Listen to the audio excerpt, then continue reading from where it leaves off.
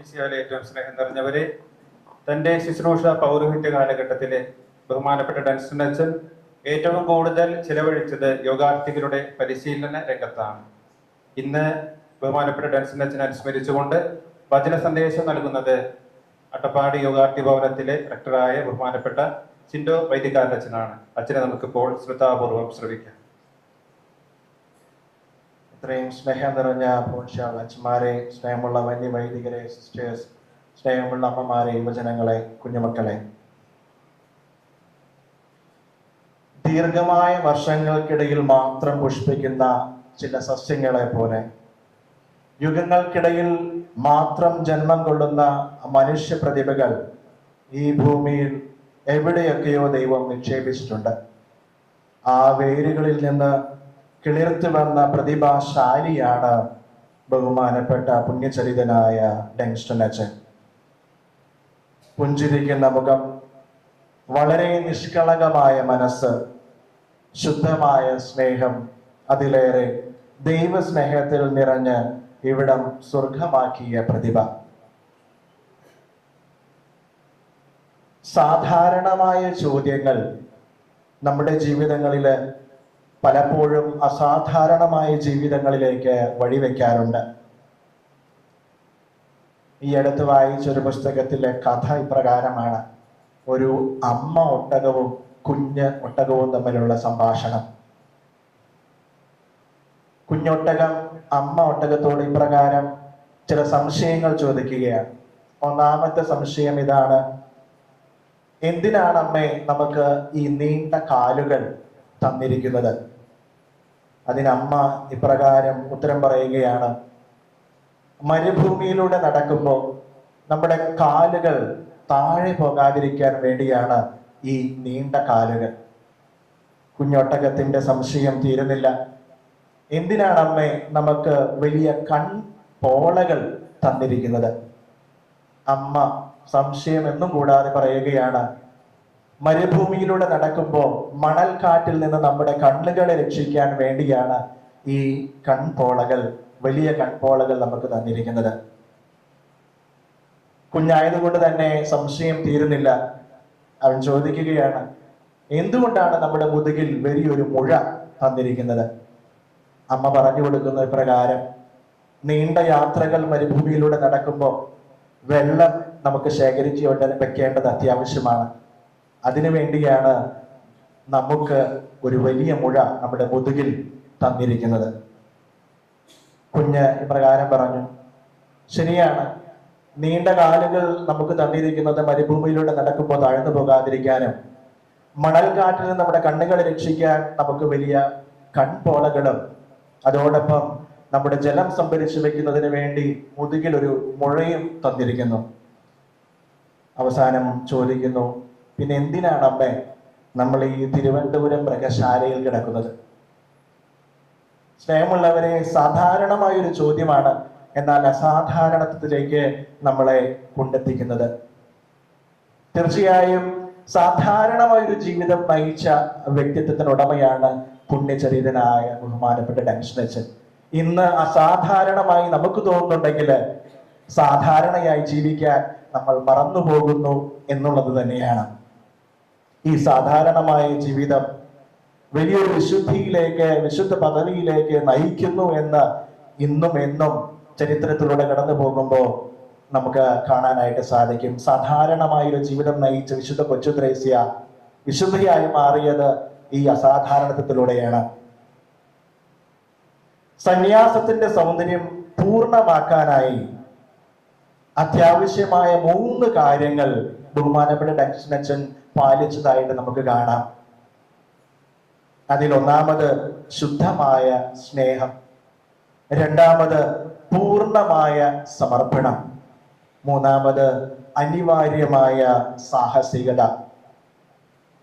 അതെ, സ്നേഹവും സമർപ്പണവും സാഹസികതയും ചേർന്ന് സുന്ദരമാക്കേണ്ട ജീവിതമാണ് സന്യാസം എന്ന് നമ്മുടെ മുമ്പിലൂടെ ജീവിച്ചു കാണിച്ച വ്യക്തിയാണ് പുണ്യചരിതനായ ബഹുമാനപ്പെട്ട ഡൻസ്റ്റൺ അച്ഛൻ.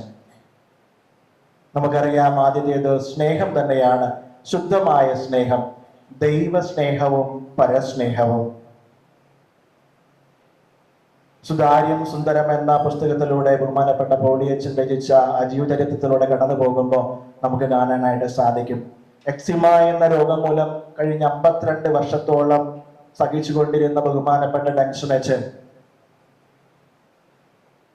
ഒരു ധ്യാനത്തിന് പോവുകയും ധ്യാന ഗുരു ഇപ്രകാരം പറയുന്നു, ഈ രോഗം മാറ്റപ്പെട്ടു എന്ന് അൽത്താരിൽ നിന്ന് വിളിച്ചു പറയുമ്പോൾ അദ്ദേഹം പറയുകയാണ്, വളരെ കഷ്ടമായി പോയി. സാധാരണയായി നമ്മൾ പറയുക സന്തോഷത്തോടെയാണല്ലോ, ദൈവത്തിന് നന്ദി. പക്ഷെ അദ്ദേഹം പറഞ്ഞത് വളരെ കഷ്ടമായി പോയി. പിന്നീട് പറയുന്നു, ദൈവസ്നേഹത്തെ പ്രതി എനിക്ക് സഹിക്കാൻ ദൈവം തന്ന ഒരു ചെറിയ സമ്മാനം ദൈവം തന്നെ എടുത്തല്ലോ എന്ന് പരിതപിക്കുന്ന ബഹുമാനപ്പെട്ട ഡൻസനച്ചൻ. സ്നേഹമുള്ളിടത്തെ സഹനമുണ്ടാകും.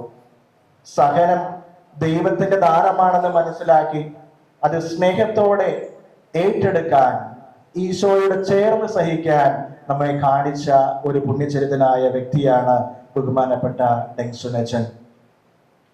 2000 ജൂൺ 15 ആദ്യമായി CMI സഭയുടെ യോഗാർത്ഥി ഭവനമായ കുഴിഞ്ഞാമ്പാറയിലെ സെന്റ് തോമസ് ആശ്രമത്തിലേക്ക് ഞങ്ങളുടെ ബാച്ച് കാലെടുത്ത് വെക്കുമ്പോൾ ബഹുമാനപ്പെട്ട റെക്ടറച്ചനോട് ചേർന്ന് പുഞ്ചിരിക്കുന്ന മുഖമായി പുണ്യചരിതനായ ബഹുമാനപ്പെട്ട ഡൻസനച്ചൻ അവിടെ ഉണ്ടായിരുന്നു. ഞങ്ങളെ സ്വീകരിക്കുകയും ഞങ്ങളുടെ ആത്മീയ ജീവിതത്തിനും ഞങ്ങളുടെ കുമ്പസാരം കേൾക്കുന്നതിനും വേണ്ടി പ്രോൻചാലച്ചൻ നിയോഗിച്ച ആ നിയോഗം വളരെ അർത്ഥപൂർണമായി സമ്പുഷ്ടമായി ജീവിച്ചു കാണിച്ച വ്യക്തി തന്നെയാണോ പുണ്യചരിതനായ ബഹുമാനപ്പെട്ട ഡൻസനച്ചൻ. ആ കാലഘട്ടങ്ങളിൽ നമ്മുടെ ദൈവവിളിക്ക് എന്തെങ്കിലും കോട്ടം വരികയോ അല്ലെങ്കിൽ നമ്മുടെ മുഖം പാടുകയോ ചെയ്യുമ്പോൾ നമ്മുടെ അടുത്ത് വന്ന്, എന്താണ് മോനെ, സുഖമാണോ, എന്തെങ്കിലും പ്രശ്നങ്ങളുണ്ടോ എന്ന് ആരായുക മാത്രമല്ല അതിനു വേണ്ട പരിഹാരങ്ങൾ പറഞ്ഞു തരികയും, അതുമാത്രമല്ല ആ പ്രശ്നം പോയോ എന്ന് കൂടെ അന്വേഷിക്കുകയും ചെയ്യുന്ന വളരെ സ്നേഹമുള്ള ഡൻസനച്ചനെ ഞാൻ ഓർക്കുകയാണ്. ആ കുഞ്ഞു പ്രായത്തിൽ തന്നെ നമ്മളെ പരിഗണിക്കുന്ന, നമ്മളെ നോക്കുന്ന സ്നേഹമുള്ള വൈദികർ നമ്മുടെ കൂടെയുണ്ട് എന്ന് പറയുമ്പോൾ നമ്മുടെ ദൈവവിളിയിൽ ഉറച്ചു നിൽക്കാനും കൂടുതൽ ശക്തിയോടെ മുന്നോട്ട് പോകാനും ഞങ്ങൾക്ക് കഴിഞ്ഞിട്ടുണ്ട്. രണ്ടാമത്, പൂർണ്ണമായ സമർപ്പണം. തന്നെ പൂർണ്ണമായി വിട്ടുകൊടുത്തുകൊണ്ട് എപ്പോഴും ദൈവഹിതത്തിനും അതോടൊപ്പം അധികാരികളുടെ ദൈവസ്വരത്തിനും പൂർണ്ണമായ സമർപ്പണത്തോടെ ജീവിച്ച ഒരു വ്യക്തിയായിരുന്നു വന്യവൈദികനായ ബഹുമാനപ്പെട്ട ഡൻസനച്ചൻ. നമ്മൾ ആ പുസ്തകത്തിലൂടെ കടന്നു പോകുമ്പോൾ കാണുന്നുണ്ട്, സാധാരണയായി തവിട്ട് നിറമുള്ള ലോഹ ധരിച്ചാണ് ബഹുമാനപ്പെട്ട ഡൻസനച്ചൻ എല്ലാ മിനിസ്ട്രികളിലേക്കും പോകാറ്. എന്നാൽ ഒരു ദിവസം വെള്ള ലോഹ ധരിച്ചുകൊണ്ട് മഠത്തിലേക്ക് പോയപ്പോൾ സിസ്റ്റേഴ്സ് ചോദിച്ചു, എന്തുകൊണ്ടാണ് ഈ വെള്ള ലോഹ ധരിച്ചിരിക്കുന്നത്? അദ്ദേഹം അപ്പൊ തന്നെ വളരെ സരസമായി ഉത്തരം പറഞ്ഞു, പ്രോൻചാലച്ചൻ പറഞ്ഞു ഞാൻ വഴിപ്പെടുക എന്ന് പറഞ്ഞപ്പോൾ കുർബാനയ്ക്ക് മുമ്പ് ബഹുമാനപ്പെട്ട പ്രോൻചാലച്ചൻ അന്തികരച്ചൻ ഇതിനെക്കുറിച്ച് സംസാരിച്ചപ്പോൾ പറഞ്ഞു, അത് ഇഷ്ടമില്ലാതെ ചെയ്യുന്നതാണെങ്കിലും ദൈവഹിതം ആണെന്ന് മനസ്സിലാക്കി സ്നേഹത്തോടെ ചെയ്യാനായി ബഹുമാനപ്പെട്ട ഡൻസനച്ചൻ പരിശ്രമിച്ചിരുന്നു എന്ന് തന്നെയാണ് നമ്മൾ മനസ്സിലാക്കേണ്ടത്. പ്രോൻചാലച്ചൻ പറഞ്ഞതുകൊണ്ട് അനുസരിക്കുക മാത്രമല്ല, അനുസരണത്തെക്കുറിച്ച് ഡൻസനച്ചന് കാര്യമായിട്ടുള്ള ഒരു ബോധ്യമുണ്ടായിരുന്നു. അദ്ദേഹം ഇപ്രകാരമാണ് പറയുന്നത്, പിതൃസഹജമായ അനുസരണം. പ്രോൻചാലച്ചൻ പറഞ്ഞതുകൊണ്ട് അനുസരിക്കുക മാത്രമല്ല, നമ്മുടെ അഭിപ്രായങ്ങൾ പ്രോൻചാലച്ചനോട് പറയാനുള്ള സ്വാതന്ത്ര്യം നമുക്കുണ്ട്. കാരണം നാം എല്ലാം ഒരു കുടുംബത്തിലെ അംഗങ്ങളാണ്. എൻ്റെ പിതാവാണ് അല്ലെങ്കിൽ മാതാവാണ്, എൻ്റെ മാതാപിതാക്കളാണ് അധികാരികൾ എന്നുള്ളൊരു മനോഭാവം. ഈ പൂർണ്ണമായ സമർപ്പണത്തിന്റെ ജീവിതമാണ് ഇന്ന് നമ്മുടെ മുമ്പിലുള്ളത് ബഹുമാനപ്പെട്ട ഡൻസനച്ചൻ. മൂന്നാമതായി, അനിവാര്യമായ സാഹസികത. ഇന്നത്തെ സുവിശേഷത്തിലൂടെ കടന്നു പോകുമ്പോൾ അവസാനമായി നമ്മൾ വായിച്ച വചനം ഇപ്രകാരമാണ്, ജനാവലി അവന്റെ പ്രബോധനത്തെ പറ്റി വിസ്മയിച്ചു, കാരണം അവരുടെ നിയമജ്ഞരെ പോലെയല്ല, അധികാരമുള്ളവരെ പോലെയാണ് അവൻ പഠിപ്പിച്ചത്. ആധികാരികമായി സംസാരിക്കാൻ ആധികാരികമായിട്ടുള്ള ഒരു ജീവിതം നമുക്ക് അത്യാവശ്യമാണ്. സത്യത്തോടുള്ള സ്നേഹം അത്രയും അഗാധമായിരുന്നു എന്ന് നമുക്കറിയാം ഡൻസനച്ചന്റെ ജീവിതത്തിലൂടെ കടന്നു പോകുമ്പോൾ. ഭവനം കെട്ടിപ്പടുക്കുന്നതിന് കരിച്ചന്തയിൽ ഒരു ലോഡ് സിമന്റ് എടുക്കാം അല്ലെങ്കിൽ എടുത്തു എന്ന് കേട്ടപ്പോൾ അദ്ദേഹം ഇപ്രകാരമാണ് പറഞ്ഞത്: ഈ ഇടപാട് നമുക്ക് വേണ്ട, ഈ ഇടപാട് നമുക്ക് വേണ്ട.